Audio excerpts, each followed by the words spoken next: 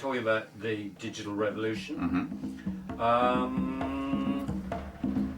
Is there indeed a revolution? And when we talk about it, what do we mean? Yes, there is a revolution. I mean, people tend to talk about the revolution in terms of technology and exciting, whizzy new things that appear to be invented every quarter, but the real revolution is actually in consumer behaviour. And the real revolution actually hasn't happened yet. And the reason for that is that the people whom we might call digital natives, people who've grown up feeling completely comfortable with using digital media, are only just beginning to emerge into adult life and into management.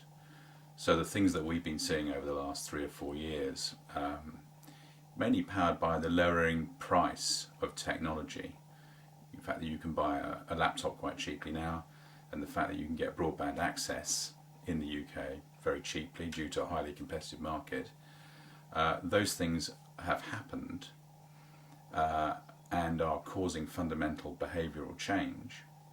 But the thing that is yet to happen is generational change.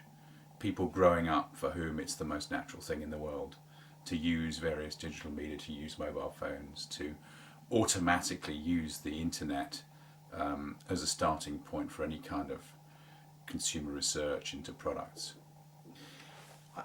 Curiously enough, I think what digital natives have learned is the tricks of brands and brand creation. 20 years ago, the brand creation was something that was done by experts working somewhere in the West End of London. Now, you know, if you're on Bebo, or if you are creating your profile on Facebook, and most people have, you're in the business of creating, if you like, almost a digital scrapbook of yourself, a digital collage of all of the different things that you represent. So they might not necessarily put it this way, but the next generation are becoming very familiar with, if you like, the techniques of brand creation, because they are creating their own personal brand.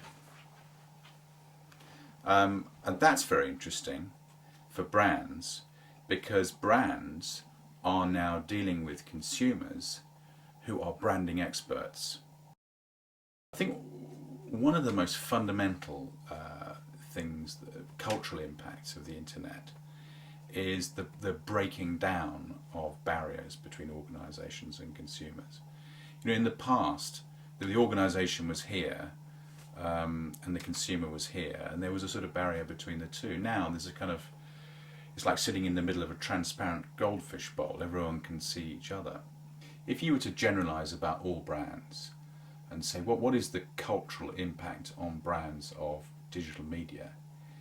It is that pretty much every brand these days has got to be honest and transparent. Just take the example of the iPod. A lawyer in America found that his iPod had cracked. He put up a website called faultymusicplayer.com. It got, you know, literally millions of hits. A matter of days later, Steve Jobs had to react and say, all right, we'll take back all of those faulty iPods. There was no place to hide. So the whole area of reputational management, or reputation risk management, is very important because of the cultural impact of the internet. Yes, I mean, the first phase of digital growth has been very much about direct marketing. The links between direct marketing and digital are very strong, notably around the whole area of customer data. But that masks a much deeper thing that's going on, which is that brands are increasingly now thinking about it as a place where reputation is made and lost.